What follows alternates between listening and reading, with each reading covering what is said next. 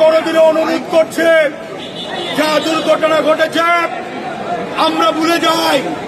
এই মুহূর্তের থেকে আমরা অন্তত আমাদের এরিয়া, আমাদের আসনে, আমাদের জেলা, আমাদের পার্শ্ববর্তী জেলায় আমরা সবকিছু ভুলে গিয়ে আগামী দিনের গণমানুষের যে নির্বাচন হবে সেই নির্বাচনে গণমানুষের রায় নিয়ে তখনই এই সমস্ত কুলাঙ্গারদের বিচার করে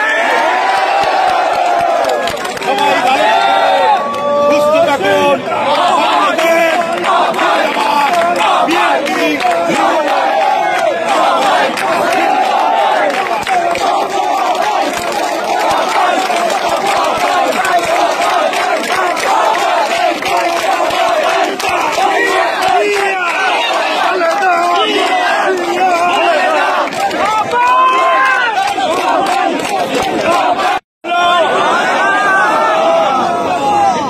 সকল নেতৃবৃন্দ, আজকে আপনারা কেমন আছেন?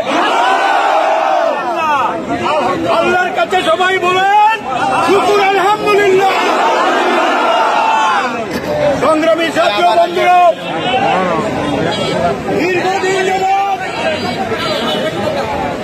আপনার আমার বাংলাদেশের সবচেয়ে আপুষের নেত্রী, গণতন্ত্রের নেত্রী বেগম খালেদা জিয়াকে মিথ্যা মামলায় রায় দিয়ে আটকিয়ে রেখে বাংলাদেশের স্বাধীনতা, সার্বভৌমত্ব, গণতন্ত্র, গণমানুষের ভোটের অধিকার ছিনিয়ে নিয়েছে।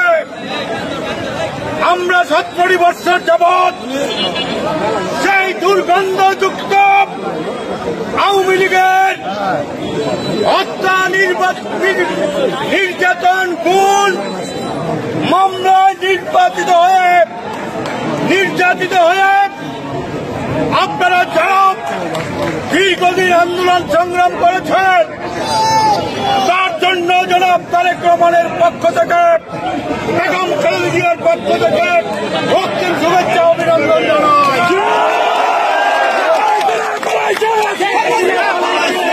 সবাই সবার সাথে ব্যক্তিগতভাবে কুশল বিনিময় করা যাবে না, মুক্তকার আলাপ করা যাবে না, তবে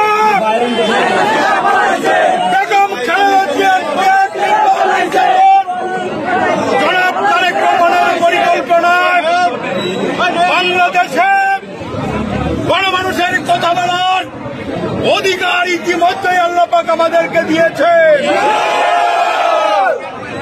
সেই অধিকারকে অক্ষুণ্ণ রাখার প্রশ্নে দলের ভাবমূর্তি রক্ষার্থে গণমানুষের নিরাপত্তার কারণে আমরা এমন কোনো কর্ম করব না যে নতুন প্রজন্মের ছাত্র সমাজের ন্যায্য অধিকার আদায়ে, গণমানুষের অধিকার আদায়ে আপনাদের দল বিএনপি প্রথম বংশ অতিথি সংগঠন রক্ত দিয়ে আমাদের কর্মসূচিকে বাস্তবায়ন করার জন্য আপনারা অক্লান্ত পরিশ্রম করেছেন। গতকাল রাতে আপনাদের প্রিয় নেতা জনাব তারেক রহমান আমার সাথে টেলিফোনে অনুরোধ জানিয়েছেন আপনার এলাকার সর্ব মানুষকে নিরাপত্তা দেওয়ার জন্য আপনি এলাকায় থেকে জনমানুষের নিরাপত্তার কাজ করবেন। পাশাপাশি